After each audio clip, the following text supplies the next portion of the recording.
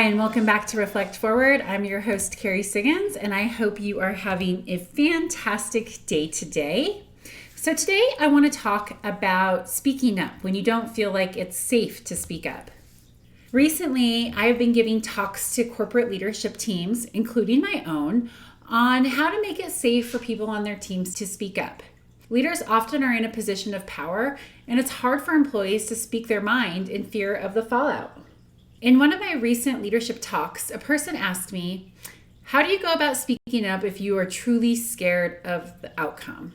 This is a tricky question to answer, but it's such a good question. And the reason it's hard to answer is, well, it depends on the situation. I wanted to answer the question carefully.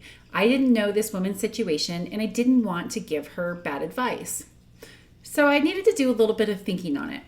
I love what Amy Edmondson, professor of leadership at Harvard Business School and author of The Fearless Organization, Creating Psychological Safety in the Workplace for Learning, Innovation, and Growth, has to say about it.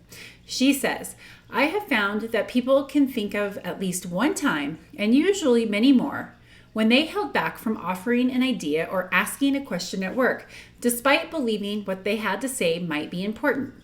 Even worse, people fail to speak up, not just with bad news or dissent, they also withhold improvement ideas, unless they are extremely confident the ideas will be welcome.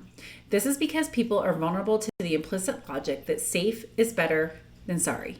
Look, I get it, holding back is natural, and Amy does too. She continues, no one wants to look ignorant or incompetent, and there's a fundamental asymmetry between silence and voice. Speaking up is effortful and might make a difference in a crucial moment, but it might not. Silence, in contrast, is instinctive and safe. When people are willing to speak up, it's usually because of considerable effort has been put into creating a culture of candor, learning, and innovation that facilitates the open sharing of ideas, questions, and concerns. Wow, I want that kind of culture. That's what I'm working so hard to create. After reading this, I thought a lot about the topic and how I would formulate my own advice, and I came up with the following points. First, I'd like to talk about the reasons why you should speak up. Number one, most conflict between people begins with poor, or worse, no communication. All too often, we expect other people to read our minds. And worse, we try to read other people's minds. And quite frankly, we are terrible at guessing what's going on inside of other people's heads. The single greatest problem in communication is the assumption that it has taken place. The only way to improve the situation is to give people the information they need, which can be as simple as saying how we feel about a situation. Number two, the only way to get what you need is by, well, telling others what you need. Sitting in silent is torture. Watching things go wrong and not speaking up is destructive. Why do you want to do this to yourself and others? Is not saying something truly better than staying silent? I don't think so. Tell others what you need. Number three, words have power. They can heal and they can create action. Every time I've had a difficult conversation, good has come out of it, even if it's messy in the beginning. I remember when I was unhappy in a job in my early 20s. I was so afraid that I would get fired if I told my boss how miserable I was. But I couldn't stay in the job. It was damaging my psyche. So I mustered up the courage to have the discussion with him. I was so terrified, but as the words tumbled out, I was surprised at his compassion. He told me that my happiness was important to him and that he would help me gracefully exit the company. That's when I decided to move back to Colorado. He let me stay on for 6 weeks while I got my life together to move from Texas to Durango and gave me an excellent reference when Stone Age called him. If I hadn't spoken up, I would have continued down a destructive path that would have led him to firing me or me just quitting with the 2-week notice, which would have left him in a tough spot.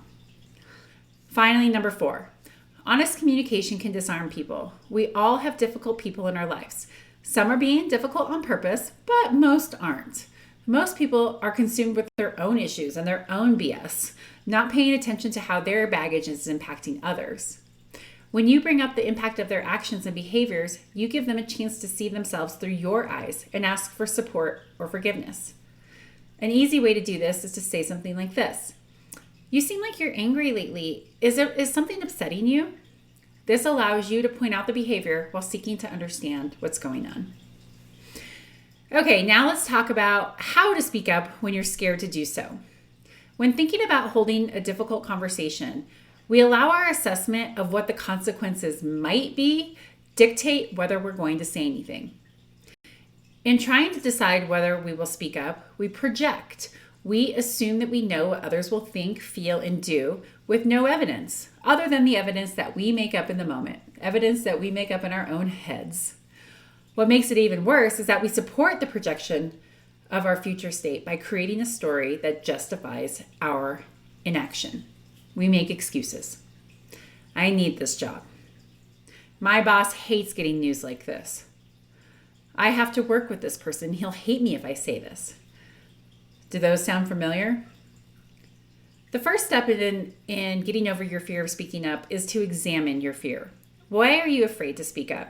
Do you have data that validates this fear? What do you know to be true? Where might your thinking be flawed? Most of us exaggerate our fears.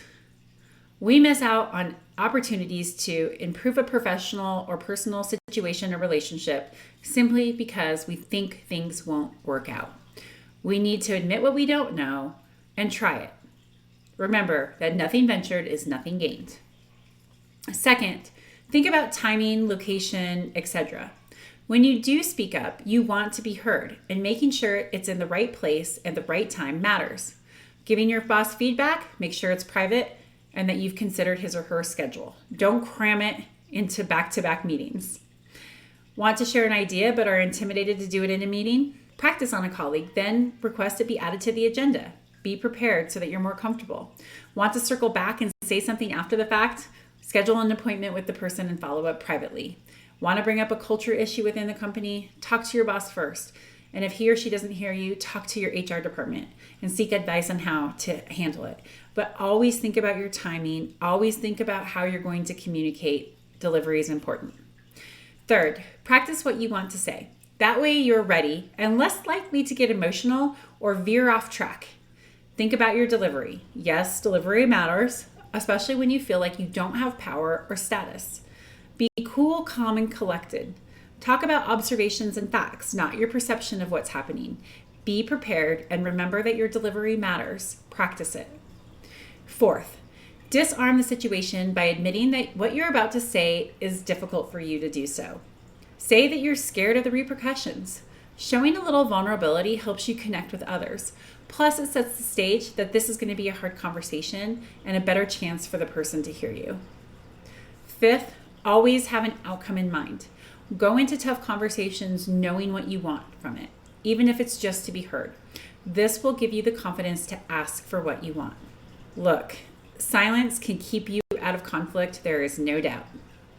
But it also means that people won't know what you think and feel. If you don't speak up, your ideas and suggestions will be ignored because no one else knows them. By trying to protect the feelings of others or avoid feeling uncomfortable yourself, you perpetuate your own problems and you're foregoing the opportunity to make things better. And lastly, speaking up over time will give you the confidence to keep doing it. I've said it a million times and I'll repeat it. The only way to get good at doing hard things is to do hard things. The adage is true. You don't get what you don't ask for. Be true to yourself and speak up. Okay, question of the episode. This comes from a listener of Reflect Forward and he asks, Kerry, I know you use an executive coach. Do you also get coaches for your employees? Yes, yes, yes, yes, yes, yes. Many of my employees have coaches, and it's the best investment I have made in terms of people development.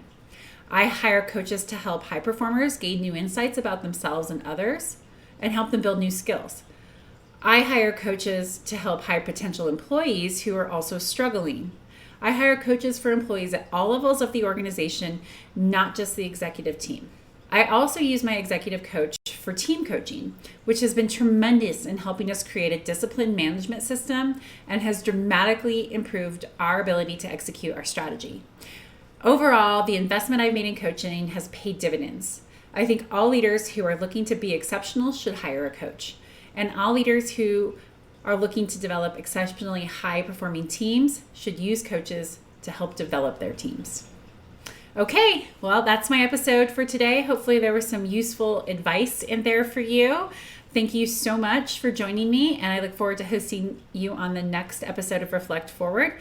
And if you like this podcast, please consider liking, sharing, rating, and reviewing it. It's always helpful. Thanks so much. Have a great day.